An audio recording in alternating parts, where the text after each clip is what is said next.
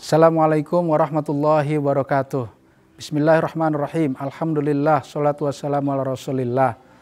Saudaraku seiman yang dirahmati oleh Allah Subhanahu wa ta'ala, ada satu kata ajaib yang mempunyai kekuatan yang sangat dahsyat.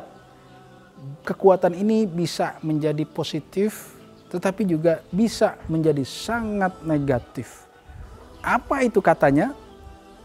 Yaitu kata-kata punya atau kata-kata milik. Cuma gara-gara itu punya saya atau itu milik saya, ini mempunyai dampak yang luar biasa. Bisa sangat positif, bisa sangat negatif. Kita ambil yang negatifnya dulu ya. Kita mulai dari perseteruan anak-anak Nabi Adam, Qabil dan Habil. Kita tahu penyebabnya di antara adalah soal hak milik, kepunyaan. Siapa yang paling pantas menjadi istrinya, kan? Kemudian kita sering mendengar ada peperangan antar negara. Selalu saja ribut soal hak kepemilikan batas wilayah. Batas wilayah masing-masing ini punya siapa? Sampai batas mana punya saya? Punya negara ini dan seterusnya. Sampai kepada keributan saudara kandung kadangkala. Adik dan kakak ribut ketika orang tua sudah meninggal.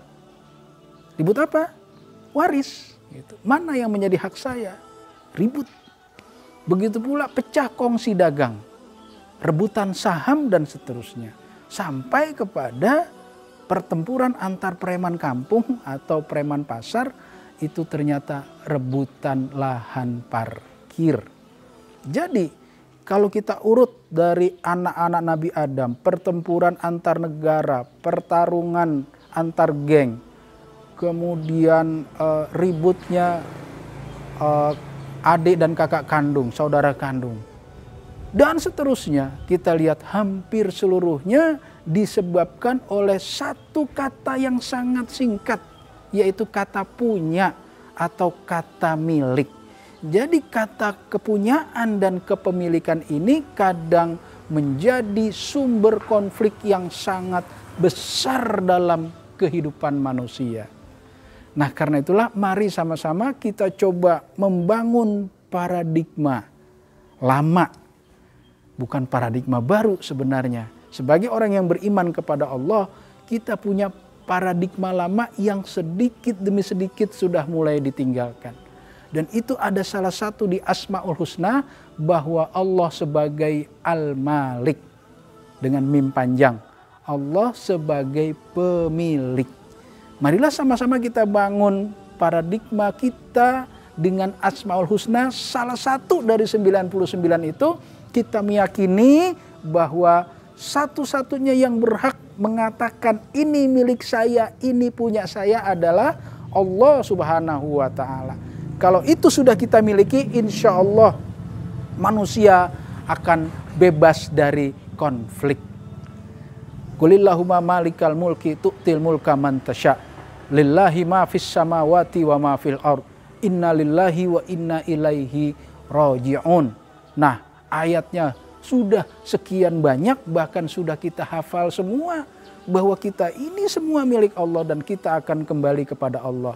Tetapi di dalam merealisasikan kehidupan sehari-hari, betapa beratnya hanya untuk membangun paradigma dengan satu kata ini adalah milik. Betapa beratnya. Karena terbukti lagi-lagi terjadi konflik, terjadi benturan, terjadi pertempuran, terjadi permusuhan, pecah kongsi dagang, bahkan sampai terjadi pembunuhan cuma gara-gara bicara hak milik.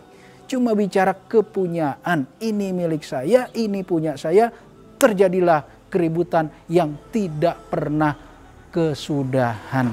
Karena itulah mari dengan paradigma lama ini kita coba bangun kembali cara berpikir kita bahwa al-insan laisa malikan asilan. Manusia ini bukan pemilik asli. Tapi manusia ini diberikan gelar oleh Allah sebagai khalifah, mandataris Allah di muka bumi ini.